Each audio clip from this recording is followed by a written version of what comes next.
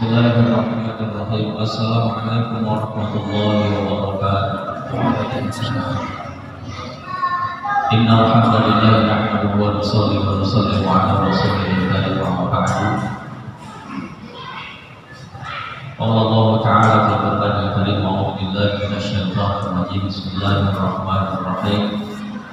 Syahrul Ramadan alladzi unzila fihi al-Qur'an hudan lin-nasi wa bayyinatin minal huda wal furqan. Shadaqallahul azim.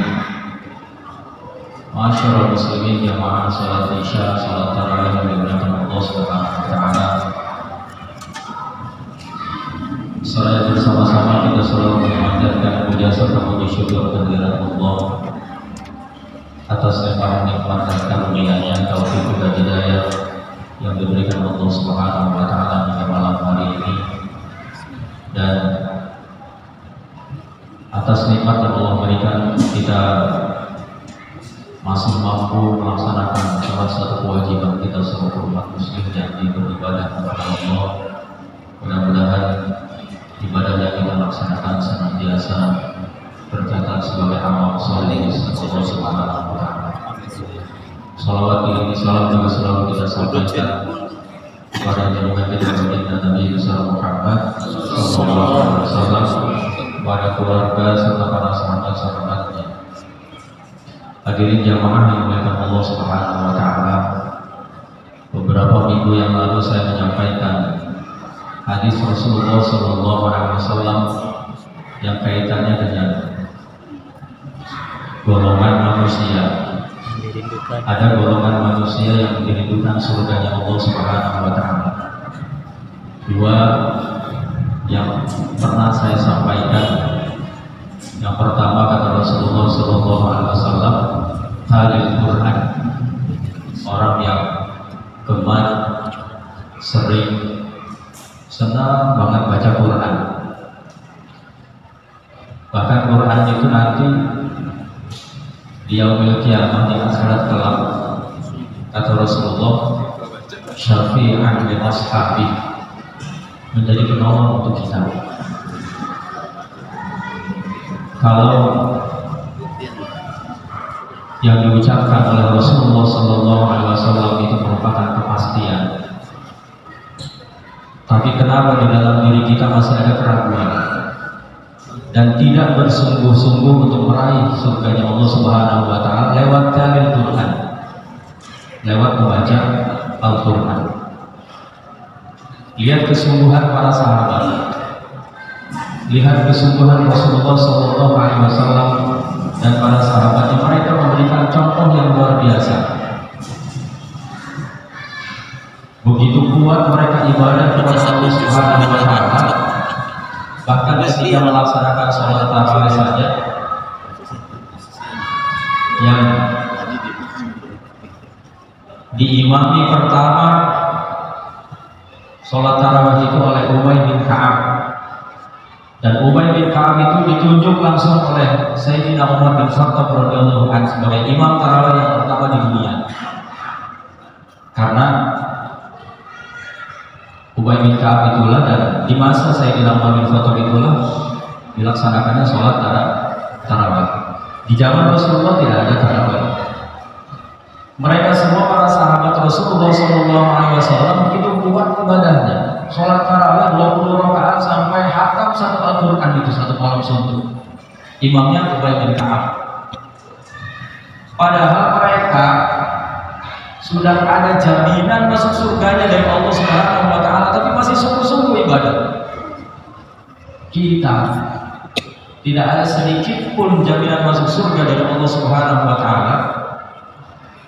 Tidak ada jaminan kita ya? Belum. Kita belum ada jaminan masuk surga dari Allah Subhanahu wa taala.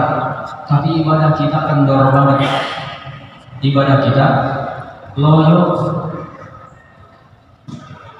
Maka ketika kita ingin meraih apa yang dikatakan oleh Rasulullah SAW itu merupakan satu kepastian, maka kita harus berusaha sekuat tenaga, sungguh-sungguh untuk meraih apa yang dikatakan oleh Rasulullah itu pasti. Tapi yang pasti-pasti itu kadang kita lupakan, dan kita biasa-biasa saja menghadapinya dan melaksanakannya. Kadang yang tidak pasti, sungguh-sungguh kita mencari, sungguh-sungguh kita menggelutinya. Sesuatu yang tidak pasti. Maka hadirin jamaah yang dimuliakan Allah Subhanahu wa taala, jadikan bulan suci Ramadan ini untuk memperbaiki diri kita.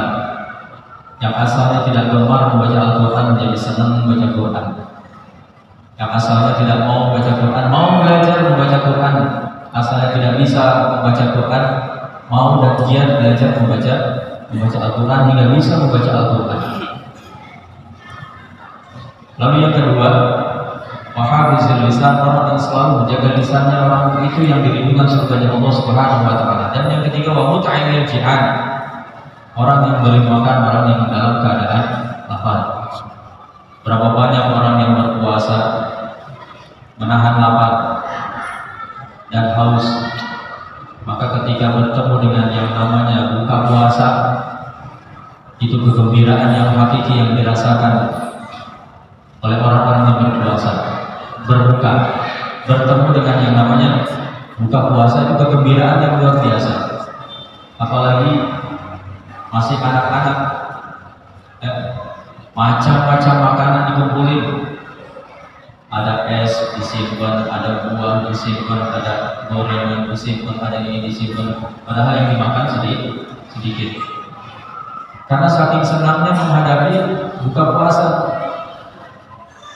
Maka ketika kita menyiapkan makanan-makanan yang kita siapkan untuk orang yang berbuka dan orang yang lapar, mudah-mudahan kita termasuk orang-orang yang dirindukan surganya Allah Subhanahu wa taala. Apalagi di masjid kita ini dibikin jadwal menyiapkan makanan untuk orang yang berbuka puasa. Kapan lagi kita meraih surganya Allah Subhanahu wa taala kalau bukan di bulan ini? Karena 11 bulan mendatang agak susah. Diajak Jumat berkah pun agak susah. Pahalanya beda pasti. Tapi kalau kita mencontoh di Mekah dan di Madinah, orang-orang itu berlomba-lomba memberi makan, memberi minum, ya, satu mobil ditampromin langsung, satu kontainer ditampromin langsung, gratis, dikasih halal. Kalau yang baru pertama kali ke tanah suci itu ada orang Arab bilang halal, nggak mau ngambil, ya, ragu-ragu dia, bayar apa enggak? Padahal halal itu bahasa dia adalah silahkan ambil, gratis, ya, halal, sudah dihalalkan, boleh diambil. Mereka selalu berlomba-lomba memberi makan orang yang dalam keadaan lapar. Dan yang terakhir adalah orang-orang yang dirindukan surganya Allah Subhanahu wa taala, orang yang melaksanakan puasa Ramadan di bulan suci Ramadan. Tapi puasa Ramadannya yang dikatakan oleh Rasulullah sallallahu alaihi wasallam, "Man shoma Ramadhana imanan wa ihtisaban." Puasa Ramadannya landasannya benar-benar karena iman kepada Allah, bukan karena siapa-siapa dan karena yang lain. Kenapa? Agar puasanya itu tidak mendapatkan dan merasakan lapar dan hausnya, tapi mendapatkan ganjaran yang diberikan langsung oleh Allah Subhanahu wa taala.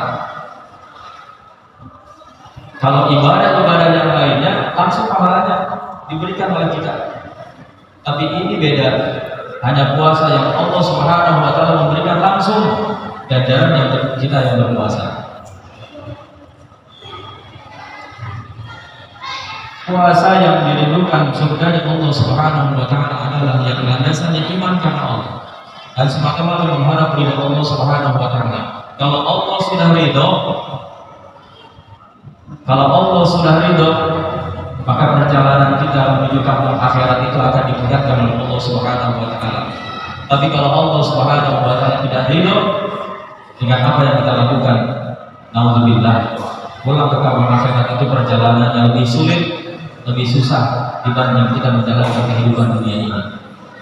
Maka mudah-mudahan amalan-amalan yang kita lakukan itu benar-benar landasannya iman dan semata-mata mengharap kepada Allah Subhanahu wa Ta'ala.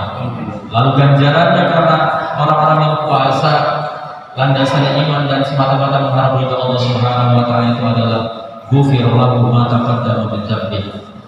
Luar biasa Allah kasih ganjaran yang sangat besar sekali buat orang yang berpuasa.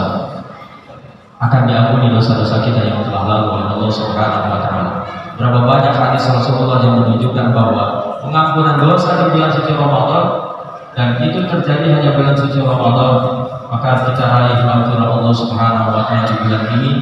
Dan mudah-mudahan Ramadan ketika berakhir dan menjauhi diri kita, terlepas dari diri kita, dosa-dosa kita telah diampuni oleh Allah Subhanahu wa Ta'ala.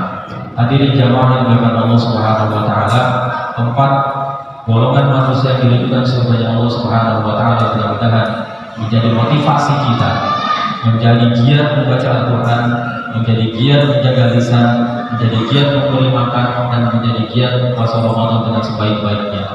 Mari hadirin jamaah yang dimuliakan Allah Subhanahu wa Ta'ala, kita niat untuk puasa esok hari bersama-sama. Bismillahirrahmanirrahim. Nawaitu shauma ghadin an adai fardhi syahri Ramadhan hadhihi sanati fardhan lillahi ta'ala. Kurang lebihnya mohon maaf. Billahi taufiq wal hidayah. Wassalamualaikum warahmatullahi wabarakatuh.